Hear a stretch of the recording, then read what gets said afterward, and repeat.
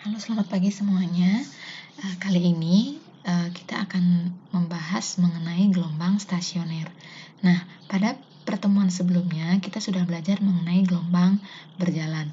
Nah, kali ini temannya adalah gelombang stasioner. Seperti yang sudah pernah kita pelajari sebelumnya, bahwa gelombang berdasarkan amplitudonya itu kan dibedakan menjadi dua, yaitu gelombang berjalan dan juga gelombang stasioner. Nah, sekarang mari kita lanjutkan belajar mengenai gelombang stasioner. Apakah itu gelombang stasioner? Nah, gelombang stasioner itu adalah gelombang yang terbentuk jika terjadi perpaduan atau bahasa fisikanya adalah superposisi dua buah gelombang yang memiliki amplitude, panjang gelombang, dan frekuensi yang sama tetapi arah gerak yang berlawanan. Jadi, jika amplitudonya atau panjang gelombangnya atau frekuensinya tidak sama, salah satunya tidak sama, maka tidak terjadi gelombang stasioner. Ingat, gelombang stasioner hanya terjadi jika ada dua buah gelombang yang memiliki amplitudo sama, panjang gelombang sama, dan frekuensi yang sama tetapi arahnya berlawanan itu bertemu. Maka terbentuklah gelombang stasioner. Nah, gelombang stasioner ini merupakan gelombang yang memiliki amplitudo yang berubah-ubah pada setiap titik yang dilalui. Berbeda dengan gelombang berjalan yang sudah kita pelajari minggu lalu. Jika gelombang berjalan itu memiliki amplitudo yang sama pada setiap titik yang dilalui. Sedangkan gelombang stasioner itu amplitudonya berubah-ubah untuk setiap titik yang dilalui. Nah, contoh dari gelombang stasioner ini adalah gelombang pada senar gitar yang dipetik. Kalian yang suka bermain gitar, pernahkah memperhatikan bagaimana bentuk gelombang dari senar gitar yang dipetik? Jika tidak, nah coba perhatikan gambar berikut. Itu adalah gambar orang yang sedang memetik senar gitar. Jika senar gitarnya itu diperbesar sekian kali, maka bentuknya akan jadi seperti ini. Nah, ini maksudnya amplitudo yang berubah-ubah ya. Kadang dia amplitudonya paling besar, kemudian kadang lebih kecil, semakin kecil, atau sangat kecil. Tergantung dari kekuatan memetik senar gitar tersebut. Nah, ini yang dikatakan sebagai amplitudo yang berubah-ubah pada gelombang stasioner.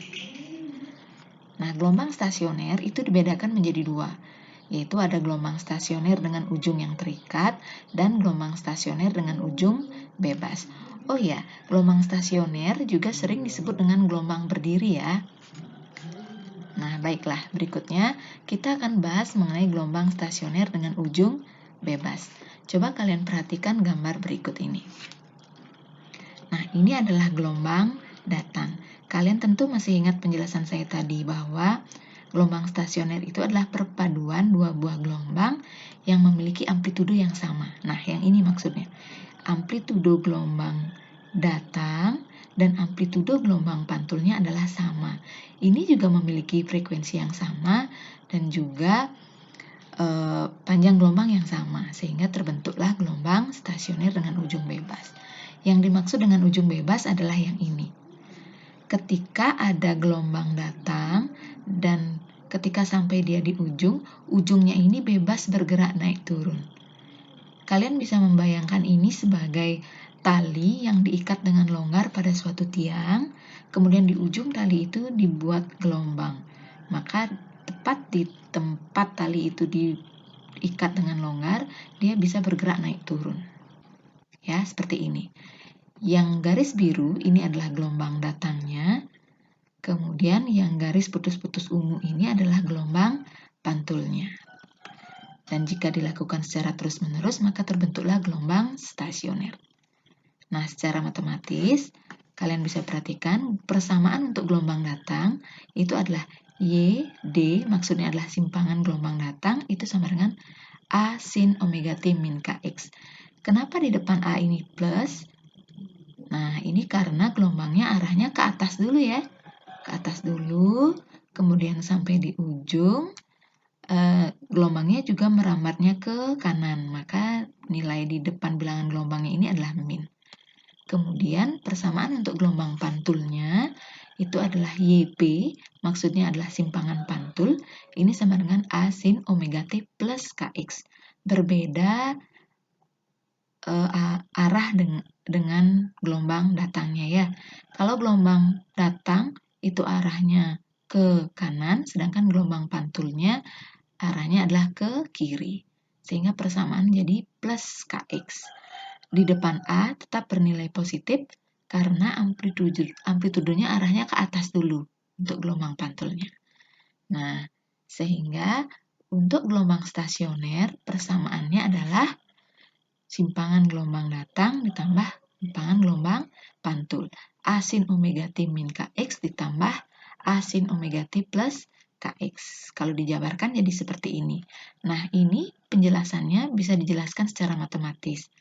Sehingga akhirnya bertemu persamaan simpangan untuk gelombang stasioner dengan ujung bebas adalah 2A, ini A plus A ya, jadi 2A cos Kx sin omega T. Jadi tolong diingat, ini adalah persamaan stasioner dengan ujung yang bebas. 2A cos Kx sin omega T, di mana 2A cos Kx ini adalah amplitudo pada suatu titik. Misalnya di sini titik Q, maka saya beri nama AQ. Amplitudo pada titik Q itu adalah 2A cos Kx. Jadi bukan A-nya ini saja yang merupakan amplitudo, tetapi 2A cos Kx. Nah, demikian persamaan gelombang stasioner untuk ujung bebas. Kemudian, bagaimana dengan letak perut dan letak simpulnya? Pada gelombang stasioner dengan ujung bebas ini, ada berbentuk perut, yang ini ada berupa simpul. Titik-titik ini adalah merupakan simpul.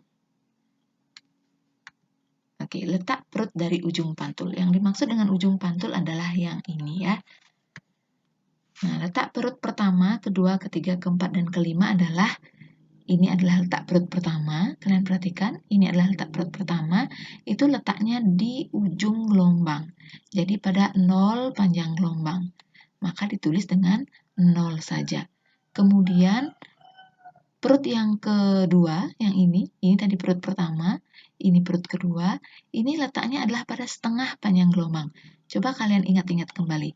Yang namanya satu panjang gelombang itu adalah dari puncak sampai ke puncak. Jadi, kalau dari puncak ini sampai ke lembah, itu adalah baru setengah panjang gelombang. Sehingga letak perut yang kedua itu adalah setengah lambda. Dituliskan setengah lambda. Kemudian letak perut yang ketiga, kalian perhatikan ini pertama, ini kedua, ini ketiga. Letak perut ketiga ini adalah pada lambda atau pada satu panjang gelombang. Kemudian letak perut keempat dan kelima, yaitu 1,5 lambda dan 2 lambda. Demikian seterusnya. Kemudian yang keenam itu 2,5 lambda, yang ketujuh 3 lambda, dan seterusnya ya.